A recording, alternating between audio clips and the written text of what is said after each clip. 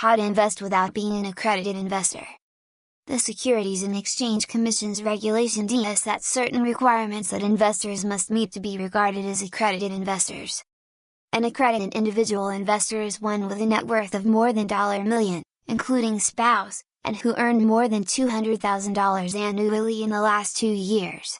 A non-accredited investor, on the other hand, is one who has a net worth of less than $1 million, including spouse, and who earned less than $200,000 annually in the last 2 years.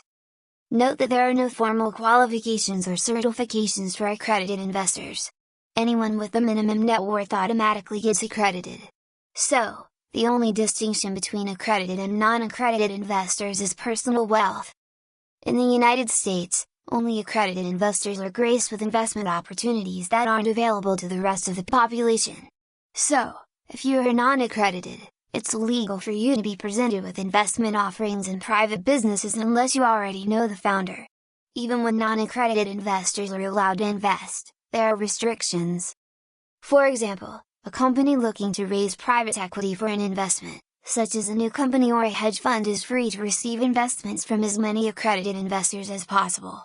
But according to Regulation D, it can only receive funding from no more than non-accredited investors. In short, Regulation D has succeeded only in shutting out over % of Americans, non-accredited, from investment opportunities. So, only the wealthy Americans enjoy exclusive access to participate in the wealth creation cycle of early-stage investment.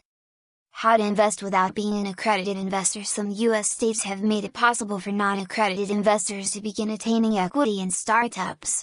These states include Alabama, Colorado, Georgia, Idaho, Indiana, Wisconsin, Washington, Tennessee, Kansas, Maine, Maryland, and Michigan.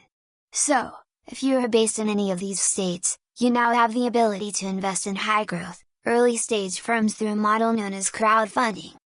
In case you don't know how crowdfunding works, here's a simple explanation. Imagine that you know a talented chef in your neighborhood who is looking to open her own restaurant but cannot provide the required startup funds. And unfortunately, she doesn't know any wealthy angel investors and doesn't have wealth friends or a relative. She will most likely remain dormant with her idea for a long period because it's unlikely that she will raise the money she needs. However, with crowdfunding to the rescue, the same chef might still not know wealth investors, but she does have a large community of colleagues, friends and family, and other people who like her. She takes her business and financial plan to a crowdfunding platform and calls for investors. Then people within her network and local community start to put forward their individual investments into her proposed business.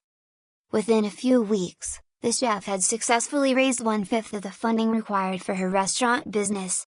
She used that to create a strong signal for others that this is an interesting opportunity that they should consider investing in. When more and more people opt to invest in her restaurant business, she eventually gets all the funding she needs. With her business, the chef has created an investing opportunity for many non-accredited investors. Since such an arrangement can and will often take place within existing relationships and communities of people who know, respect, and trust one another, it results in stronger communities and stronger local economies. So, as a non-accredited investor, you can still invest in promising businesses provided your state's laws permit it and you can find a good crowdfunding platform. Crowdfunding websites started becoming popular in the United States fairly recently, and now many non-accredited investors now hold